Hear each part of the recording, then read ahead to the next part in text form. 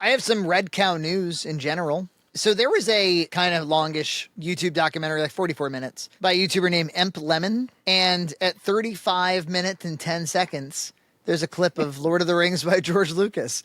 You know, this video has 500,000 views at the time of this recording, and it's just weird. Like this thing I made this thing when I was 16, this cartoon. Revenge of the Sith hadn't even come out. It was right after Attack of the Clones came out that we made this.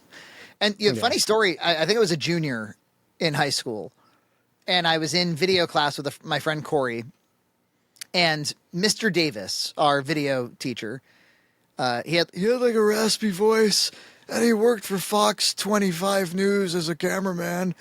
We were looking for projects to do, and he was like, you guys could do that thing I see on the internet where it's like Star Trek characters as South Park characters, something like that. And because back then that was like really popular, was draw Star. I think he meant Star Wars. We kept saying Star Trek. I remember he was like, Star Trek characters as South Park. And then we were like, well, yeah, we could do like a cartoon. And then we were, pissed off 16-year-olds. Now I'm a pissed off 38-year-old. At Star Wars. I've just, my whole, this stupid meme about like, nobody's more pissed off at Star Wars than Star Wars fans. I guess yeah. Guilty as charged. Anyway, we made this thing. We were super into Lord of the Rings, and so we made fun of George Lucas. And it was kind of like the first thing I ever made that got seen. And then 3 years later, I uploaded it to YouTube, and it was like on the front page for a couple of days. And I remember my email got bombed by comments. It was really weird. And for a little while, it was in a mural in the YouTube studios. There was like a thumbnail from it. Yeah, I remember you showing me a picture of that. But all these years later, it pops up again. And it's such a relic, that cartoon, because obviously like the stink of it is, first it was the Hobbit trilogy. First it was like, you sure you want to be making fun of the prequels when we have the Hobbit trilogy? And I was like, you're totally right. This was made in 2003. And now, of course, Disney Star Wars just makes the prequels look good by comparison. We can all agree. But and his documentary was kind of fun. Did you watch his documentary? Yeah, I watched it actually because you linked it and you linked where it showed up. When I watched it, I was like, oh, this is kind of entertaining. So I rewound and I watched the whole thing. I think like if you talk about any sort of history of Star Wars in any capacity and you link a lot of clips and media, I'm gonna watch it. Yeah. It's like it defines so much of our pop culture history, really. Well, on that same note of Red Cow News, I was asked to be on a couple of fans podcasts.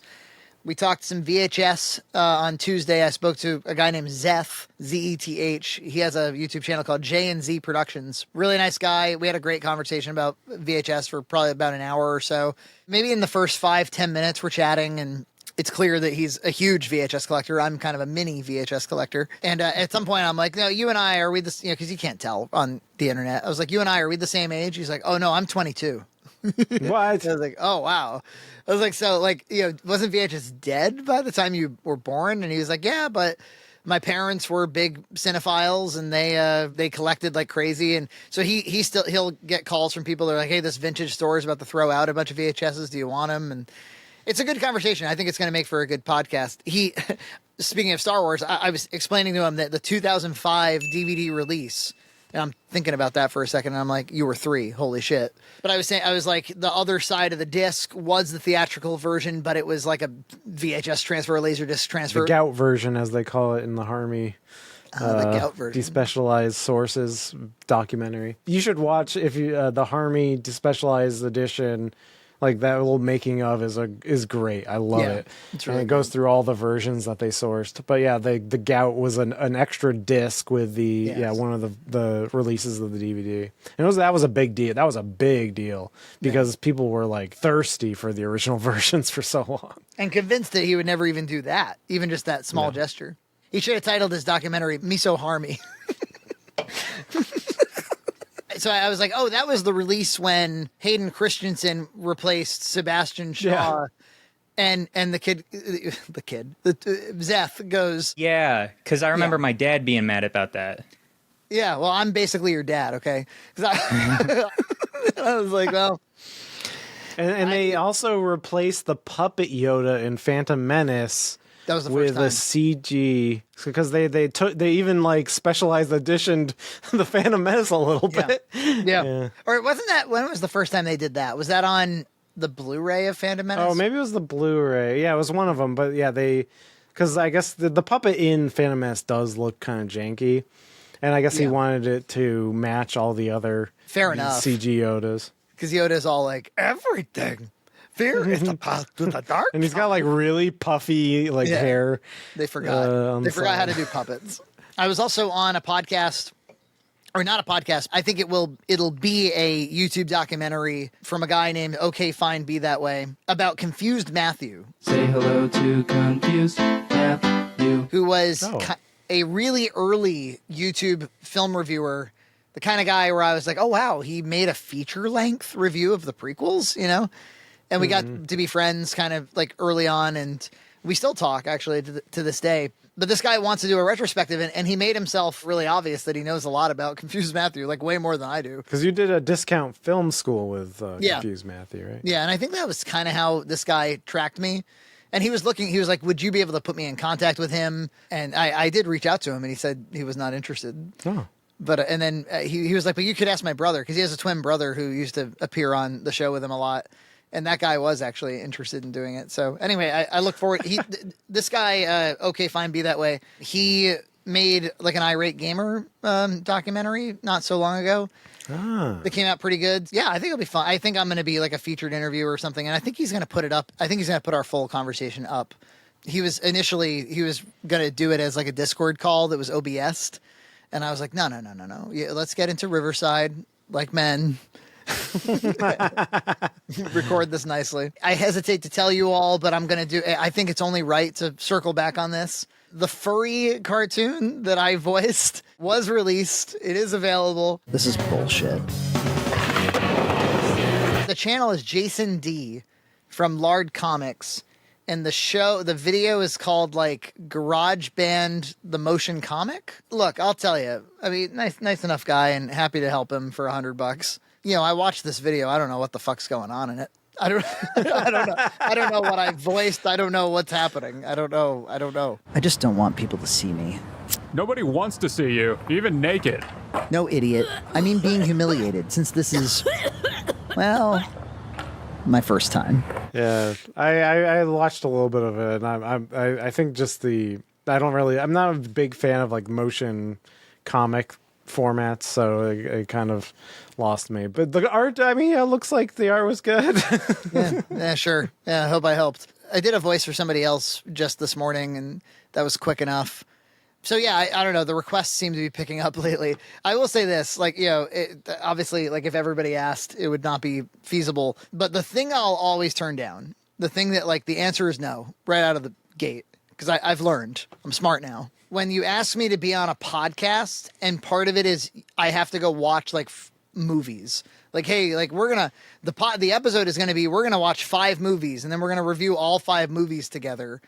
I'm like, let's not do that, please. I can't like be spending all my time watching movies for your podcast. It's not going to get any viewership. I'm sorry to say, but it's not going to get any. And we have to watch movies for our podcast that doesn't get viewership. And you really want to put me in a box like that? Because what ends up like if you over program and over schedule the topic of your podcast, there's no room to deviate. The whole time, like even if you gave yourselves 2.5 hours, the whole time you're trying to like get back on topic about whatever movie you're supposed to be talking about. That ain't me.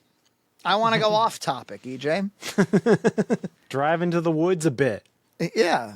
Yeah. This is why you're the perfect co-host, because you don't start bristling if I go off in some other direction. You're not like, but we also were meant to speak about VHS. Excuse me? House of the Dragon? Don't you think that they're unsubscribing? I was contacted by the organizers of the South Coast Harvest Festival in my area.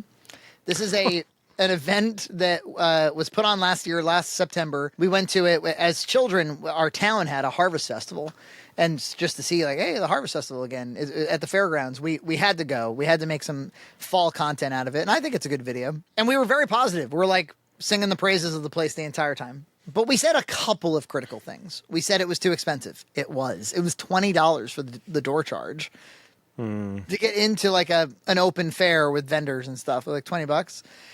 little crazy. And the logic is, well, people pay that much for a McDonald's meal. I'm like, well, I don't know. They shouldn't. You don't pay like $10 to get into the McDonald's. So we had mentioned that, and then we had mentioned one of the vendors didn't have great rice pudding or something. And I think that was about it. Or I think at the end, Nina called it mid. It's mid. She's like, yeah, it was kind of mid. But that was it. Otherwise, we were pretty complimentary. The organizer Facebook messaged me and kind of like almost like in a panic, was like, how could you? We worked so hard. I think she was carrying with her a lot of like criticisms that they had received from other people. Like a lot of people accused us of being from Boston. No, we're locals who we just wanted to put this on. And how 5,000 people have seen your video and they all think that our event sucks. So I was like, no, they don't. We were super, look at the comments. They're all going like, I'd love to go to an event like that. I talked her off a cliff and she was like, maybe you could be part of next year. You could give us some pointers or you could film some of it or whatever. But then, I just got an email where she was like, all right, here's the deal. Like, you guys have to come. We're charging way less now. It's going to be $10 per person. It's going to be free for kids under 5. It's going to be $5 if you're 5 through 12. We have way more vendors. Like, you guys have to come and film, like, do an addendum to this. And I was like, yeah, we'll go. Jesus, we'll come. We'll say nice things the whole time. Won't get the rice pudding. I'm sure we'll catch up with them when we're at the event, and John will do that thing where he's like really effusive and laughing nervously at everything they say. I'm sure we'll do that. And finally, just in Red Cow news, we had mentioned like, hey, get your Blu-rays now. A bunch of orders came in.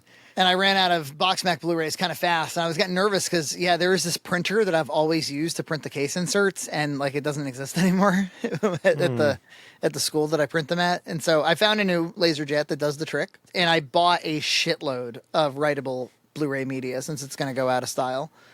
Or it'll go up in price as it becomes more scarce. Yeah. You stocked up for the apocalypse. Yeah, the blue apocalypse. These are 50 gig discs in most cases. I don't do the 25 because the BoxMacs are loaded with features. They tend to have like 2 years worth of content on each of them. Yeah, I loaded up and I have restocked. I have reprinted. I've got what feels like the last run of this media. I've been working hard at getting plenty of it so that we can fulfill orders. Also the VHS that we talked about. That's the Blu-rays will be sunsetted. The VHSs will rise from the ashes. Exactly. There'll be plenty of those. No, we're gonna try to make 50 of each because when we gauged interest in the video, it seemed like a lot of people were interested, and we want to, for the people who are excited, we want to see if we can get that at least that first push. We were thinking that like the first 50 would have the colored shells, the blue and yellow, and then after that we would go with standard. But that's all exciting. So yeah, that's my Red Cow news. Subscribe to Red Cow Entertainment on Patreon for full episodes every other week.